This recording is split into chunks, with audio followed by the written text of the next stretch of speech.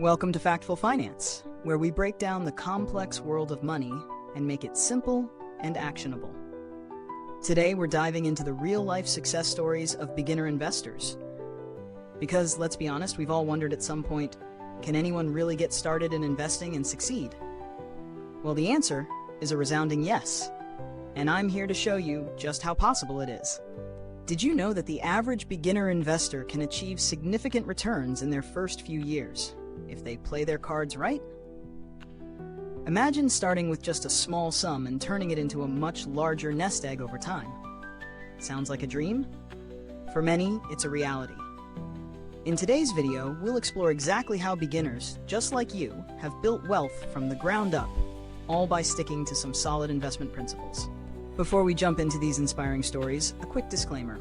The information shared here is for educational purposes only.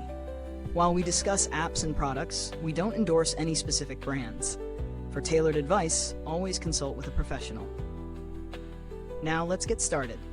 Take Emma, for example. She was fresh out of college, working a steady job, but not sure where to begin with investing. Her first step? A basic stock market index fund. Something experts recommend for beginners due to its broad diversification and relatively low risk. Emma started with just $2,000. Fast forward 3 years and her portfolio had grown by 40%.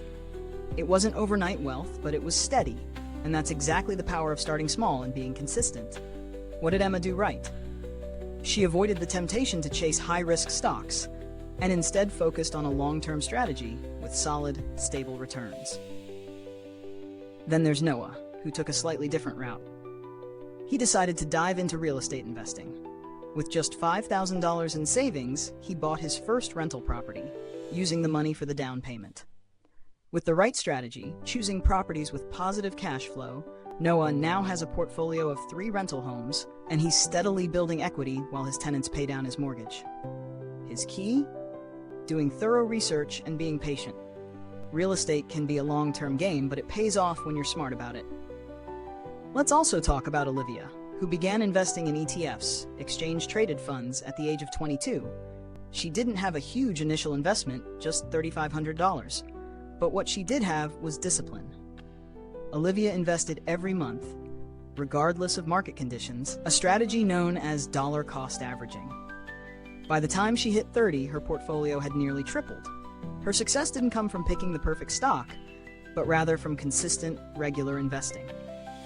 She took the guesswork out of it by choosing a low-cost ETF that tracks the overall market.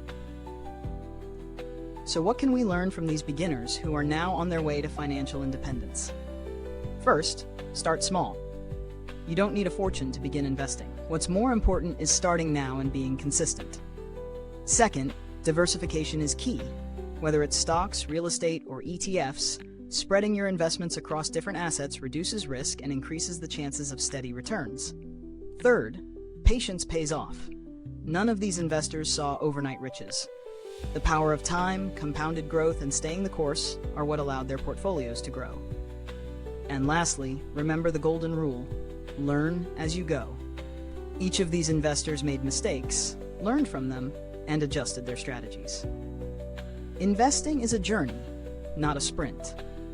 If you want to take the first step like Emma, Noah, and Olivia, I highly recommend checking out some of the beginner-friendly investment apps available.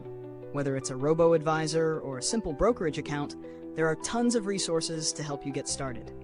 And as always, do your own research and talk to a professional to make sure you're making the right choices for your financial goals.